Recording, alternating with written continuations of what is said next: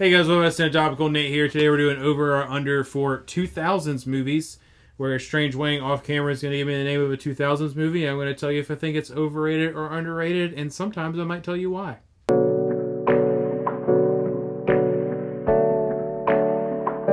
Comedy's subjective, but I'm pretty sure everyone can say this film is a classic.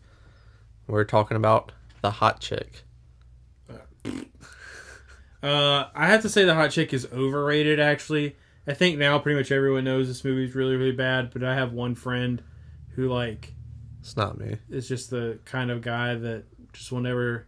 he probably still rewatches The Hot Chick and still laughs his ass off. And don't get me wrong, I love that he enjoys that movie and that it brings him so much pleasure. That movie sucks, is not good, and because I just happen to know one specific individual person who will never shut up about The Hot Chick, I'm going to say it's overrated. The Notebook. I think The Notebook's perfectly rated. It's very good. It's a really, really good movie. If you have been insistent on not watching The Notebook because you think it's sappy or a chick flick or something like that, watch it anyway. There's parts of that movie that are probably going to make you laugh that you didn't expect to. It's probably the most well-written romance movie based off of a book that has ever existed. So if you watch something like The Vow or whatever the 9/11 Robert Pattinson movie, there's this string of Nicholas Sparks-esque movies that came out. If you watch one of those and you're like, this is so cheesy, I'm never watching The Notebook. Watch The Notebook. It's way better than all of those. So Notebook's perfectly rated. Watchmen. So I think I'm just going to say perfectly rated because part of me wants to say I think The Watchmen is underrated because it is a superhero movie that gets right now every other superhero movie is just so overshadowed by the MCU, and then the DC stuff just creates a shit ton of drama. But whether it's good or not, it still has people talking about it all the time. For what I heard, the Watchmen TV show was pretty good. So I want to say underrated in that aspect, but I also want to say overrated because the Watchmen is also still just another superhero movie that is very long and has a much different tone and characters that we're not necessarily used to seeing on screen. So I'm just going to smash those together and say the Watchmen's perfectly rated. Speaking about the MCU, we got Iron Man himself and Sherlock Holmes. I think Sherlock Holmes is a little underrated. That first Sherlock Holmes movie is really good. I think it's just a really fun movie. It's not this is one of the best movies ever made, but it's really, really enjoyable. I would rather watch that than another Iron Man movie, personally. And, it's really, really smart. It's witty. It's got good twists in it. To be able to get, Robert Downey Jr., when he's Iron Man, he only really does action stuff, as Iron Man. He's not really doing a bunch of, fight scenes as Tony Stark, right? So you don't necessarily see Robert Downey Jr. himself as someone who can handle himself in a fight. But then you put him in, the Sherlock Holmes character, where he's not, fighting as, a technical fighter. Well, I guess it actually is quite technical. But, not traditional and not, brute strength. It's very calculated and things like that. And actually, he really makes it work. So, I really like Sherlock Holmes. I think it's a little underrated. 13 going on 30. I think 13 going on 30 is overrated to me. I don't really like that movie that much. I can't explain it. There's something about the vibe. I also just... even before all of the did he or didn't he do this awful thing drama... I just don't like Michael Jackson. I've never liked Michael Jackson. Screw that Thriller scene. I can't stand it. That's one of the most popular scenes from that movie. Yeah, it took me a second. I was like, what the fuck are you talking about Michael Jackson for? And honestly, no disrespect to her. Super glad she's had a great career. I don't like Jennifer Garner. There's something about her face that is just I just can't believe it. Everything she does feels really fake to me. I can't, I don't know what it is. I can't help it. I don't like 13 going on 30. I think it's overrated. Step Brothers. Step Brothers is overrated. I think Step Brothers is funny. I really do. But You want to talk about a movie that is stayed popular just because of clips? Step Brothers is like a perfect example.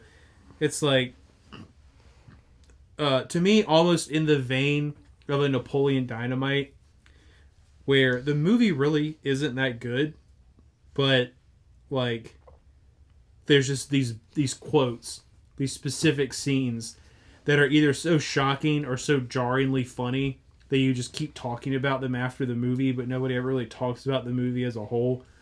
I could live without Step Brothers. I'm kind of tired of hearing about it, so it's overrated. Zodiac. Huh. That was tough to me. I don't know if this is a product of like the blockbuster dominant like film world that we live in now, where your superhero movies, your Avatars, your Top Guns, which like I'm not saying any of those are bad, but those are definitely like the dominating movies in the world right now, that I feel like a really good solid thriller just doesn't get the respect that it deserves anymore. So I'm going to say I think Zodiac is a little underrated because I think it's being underappreciated right now. And Zodiac, if you're going to talk about like greatest thrillers of all time, Zodiac is like probably top 15. I would be hesitant to say top 10 just because I have like Hitchcock and other stuff in my mind that a lot of his movies are going to eat up some of those higher slots. But Zodiac is incredible. It has one of the most tense scenes in movie history, in my opinion, in it. And it's got Jake Gyllenhaal and Robert Downey Jr. So, Speed Racer kind of has like a little bit of a cult status now, and I appreciate it for that. I didn't hate the movie. I didn't think it was terrible, but it wasn't good either. So I don't know. I'm just gonna for any of my friends out there that are part of that cult Speed Racer is phenomenal group. Just for you, I want to say that movie's underrated, because it did get absolutely shit on by critics when it came out, and I think its Rotten Tomatoes score is still pretty low, but I don't think it quite deserved all the hate. I don't think people understood what that movie was supposed to be. And now people are starting to understand what that movie was supposed to be. So I'm going to say it's a little underrated. The Matrix Reloaded. Ugh. I'm just going to say I think it's perfectly rated because for the most part, like the overwhelming majority of people are completely fine acknowledging that the first Matrix movie was one of the most innovative, revolutionary, interesting movies that had come out in a very, very long time.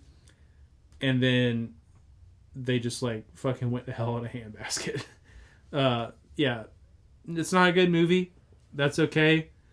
But I think most people are pretty fine with acknowledging that it's not very good. So I'm going to say it's perfectly rated. Kind of wish I didn't put this on the list because I feel like your answer is going to be the same as it was for Watchmen. But X2. X-Men United. I'm gonna just like solidly say that I think this one's underrated. The X-Men franchise had some missteps. There's no denying that. But some of those X-Men movies are really freaking good. X2 is no exception.